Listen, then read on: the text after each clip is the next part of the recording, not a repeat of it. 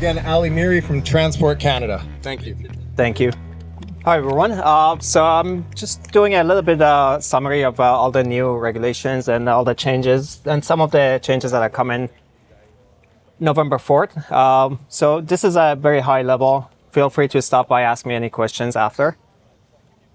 I can't see the screen. Okay. Can you see that screen, or it's hard to see? Close enough. So just a little disclaimer, if there is any discrepancies between this and the regs, obviously regs prevail, but just with that, can go, I'm gonna stand here for a second. So this, again, might be hard to see, but it's the scope of the regulation. So basically we have the regulation that was 2019 that was introduced, and then everything that's now introduced, and some of it go into force as of November 4th. The biggest changes are the medium-sized drones that are being introduced. Up to now, you needed the SFOC for medium size, and up until November 4th. And then level 1 complex, and a few other things that I'll go through here. Just to clarify, it's down here at the bottom here, but small drone categories are anything from 250 to 25 kilograms, and then 25 to 150 kilograms is all considered medium-sized drone. And the next slide. So this is coming into force, which is the new regulation, which is in 2 phases. So you can't start flying medium RPAS or BVLOS or extended visual line of sight before November 4th. However, you can apply for your level 1 complex SFOC or level 1 complex exam right now, and also apply for your RPAS operator certificate. As of April 1, drones with operating weight of more than 25 kilogram can be registered, and then a PVD declaration, or for manufacturers, they can start submitting as April 1. Okay, so now this is actually getting into more of some of the regulation changes. So the first one is extended visual line of sight, which is basically for shorter flights where the RPA is far enough you can see. A lot of times we know, like even around here, you can fly your drone and it can be, I don't know, 100 meters from you, and you won't be able to see the drone. So the idea is it opens up that the extended visual line of sight. You can, as long as you know the drone's far enough, you can't see it, but you can still fly. The one thing you do need for that is you need to have a visual observer, and possible uses are like survey mapping, infrastructure inspection, videography, things like that. So the next slide, it basically gives you the criteria. So for the extended visual line of sight, what you need to, I can share this slide also if anybody has a question. But for extended visual line of sight, you need to be advanced pilot. The drone needs to be a small drone, which is 250 gram to 25 kilogram. And you also then follow the procedures to do that. I think that's all starting November 4th. Then next one would be for sheltered operations. Sheltered operations considered anything that you're around buildings or bridges or towers that you're trying to, or even real estate, when you're trying to get a shot of something and then the drone goes behind a building, and technically you lose your visual line of sight. But then with this, it allows you to actually have extended or sheltered operations. One of the key things with the sheltered operations is you have to be within 200 feet of that structure, and you can go as far as 100 feet above a structure. So if, for example, if the structure is it's a building downtown and it's, I don't know, 600 feet, you can still technically go up to 700 feet above it, and or not above it, but up to 700 feet, as long as you stay within 200 feet of that structure. What's required for a shelter operation is you need to have your advanced pilot certificate. The drone needs to be small, RPA 250 gram to 25 kilogram. And the procedures are, if you're in a controlled airspace, followed with a NAV drone or NAV Canada, or DND authorizations required, and make sure you have to be 100 feet away from people not involved in the operation. Yeah, now we're getting into medium RPA within visual line of sight. So these are anything from over 200 or 25 kilograms up to 150 kilograms. A lot of the possible, so I think you can see one example over there. But these are used for professional cinematography, such as like mountain bear cameras, a lot of the agriculture, spraying drones, and research and development. This is where some of the new regulations are coming to effect. November 4th are. So to fly a medium RPAS in a visual line of sight, you need to have an advanced pilot certificate.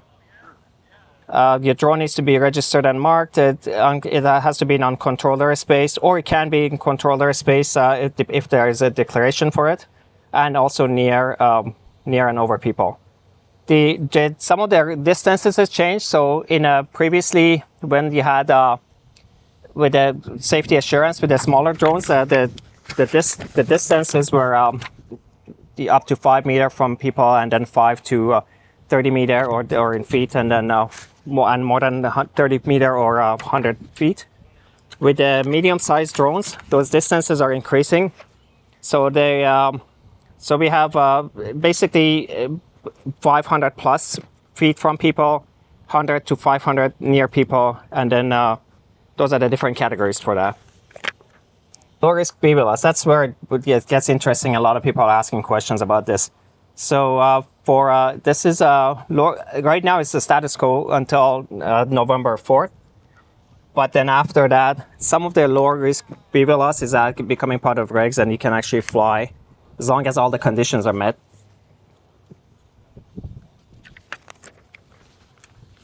So this is an example, but possible uses for low risk BVLOS is pipeline, power line inspections, surveys, environmental monitoring, a lot of the precision agriculture, and some of the recreational operations and drone delivery actually. But for just a note here, for drone delivery, you actually need to have a license from Canadian Transportation Agency as well to do that. Looking at, so now what's required for low-risk BVLOS. So that's a new category that was added, which is a level 1 complex pilot certificate. Beyond visual line of sight. So BVLOS, you have your, yeah.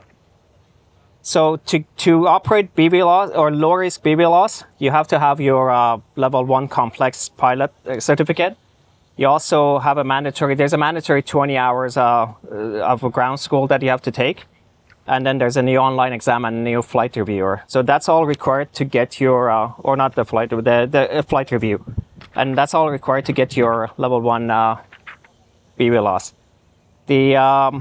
Also you have to, because this question came up, you have to have an existing advanced pilot. You don't need a basic, but you have to have an existing advanced pilot certificate or pass your advanced pilot. You don't need to actually hold an advanced pilot, but you have to pass your advanced pilot exam to be able to move up to the next level, which is level 1.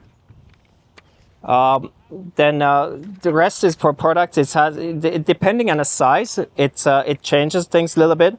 If you're a small RPA or a medium size, again up to 200 or 150 kilogram, as long as you're away from populated areas, which unpopulated areas are anywhere that's more than a populated area is where it's more than 5 people per square kilometer. So as long as you're away from that, you're good to fly. Or if you're with a small RPA, which is only up to 25 kilogram, and you can fly it in a sparsely populated, which is more than 5 but less than 25 people per square kilometer, is where you can fly low risk BVLOS under the new regs that are introduced.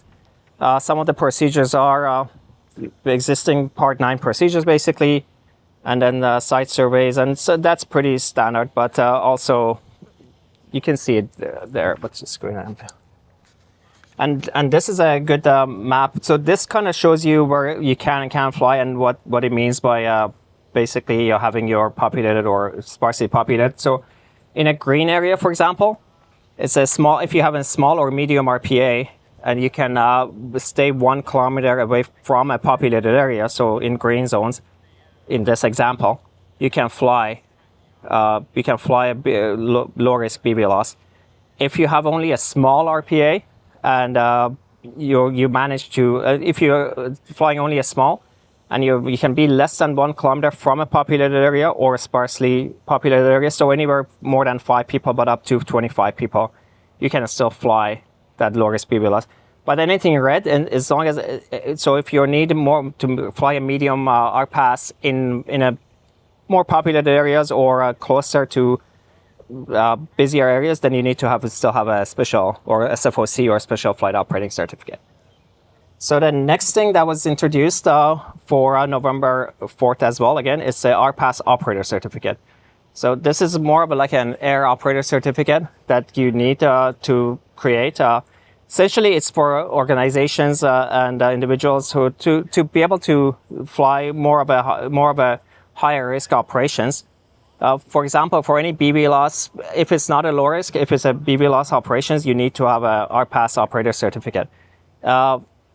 To kind of put that, so that's it's all in the new cars, but it's all so you need to have certain documents. You go into self declaration, go online and actually apply for it. But you need to have your so there are a bunch of documents such as your processes, your operation manual, maintenance control manual, and just safety and training. So as long as you have those, you can apply for operator certificate. The operator certificate just opens it up a little more to be able to actually apply for more complex beyond visual line of sight stuff and go from there. Okay, now so for SFOC, again, status quo for the summer 2025, but there are new fees and structures that are coming into force November 4th for SFOCs. So a lot of the new regs covered a lot of the more basic operation things that we're dealing with right now day to day.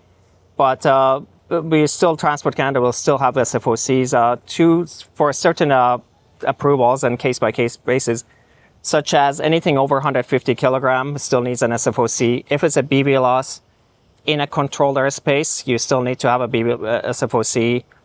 And just some of the more basic ones, operations at a more higher altitude, more than 400 feet in uncontrolled airspace, beyond visual line of sight, in densely populated, and the list goes on. And like if you want to fly more than 5 RPAS from a single drone, which is a lot of the drone shows basically, that will need an SFOC, or 1 RPAS from a single controller station, BVLOS. So if you have any beyond visual line of sight applications and you're trying to fly more than 1 RPAS at a time, then you need to have a SFOC.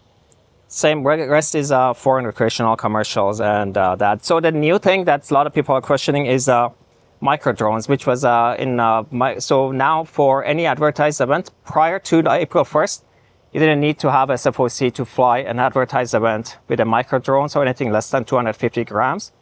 But now you do. You need to have SFOC to fly that. That's a big thing. That's one of the major changes that was in effect now. So the new SFOCs, this is all from November 4th, that's introduced. There's going to be new fee structures and new service level. The fees are basically to cover a little bit of cost for TC and providing services, and overall fees are aimed to balance goals. Let's go to the fees here. That's where I was going to go. So there are the new fees that are introduced. So they go into force as of November 4th. Some of them are existing. So for example, drone registration was it went from $5 to $10, but then some of the ones level 1 complex, you're looking at $50 for registration.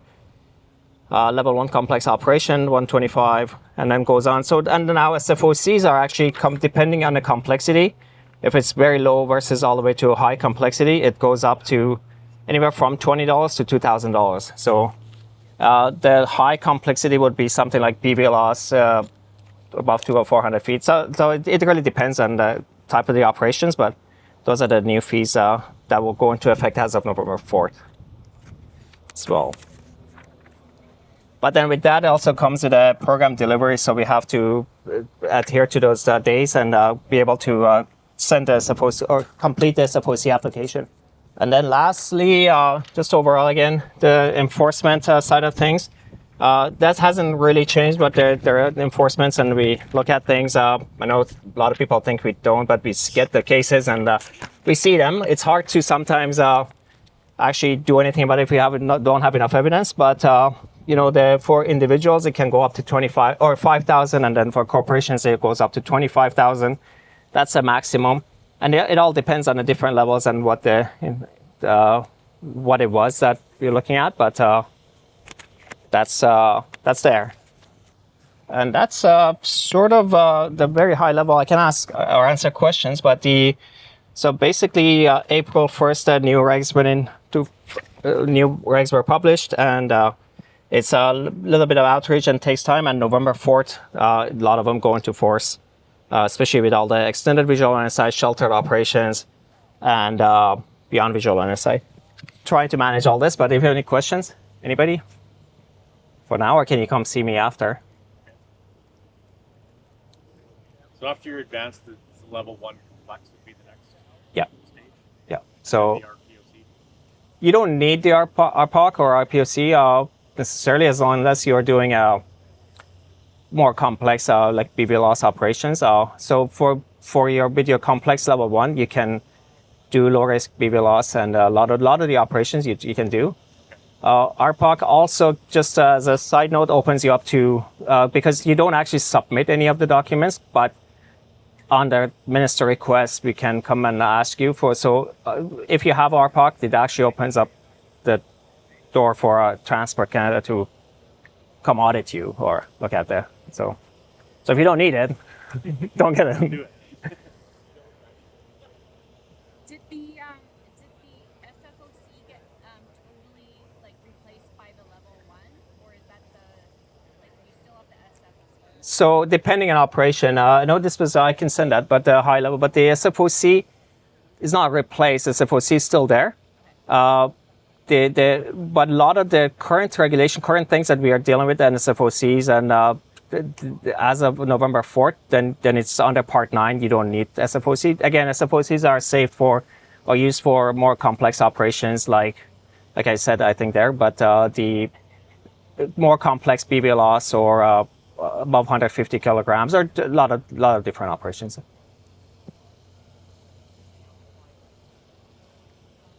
Anybody else?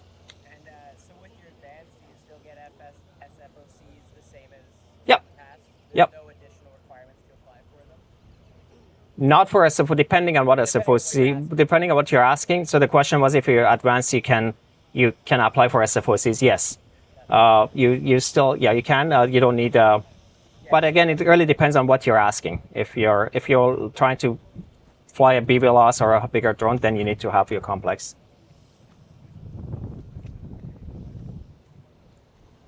Anybody else?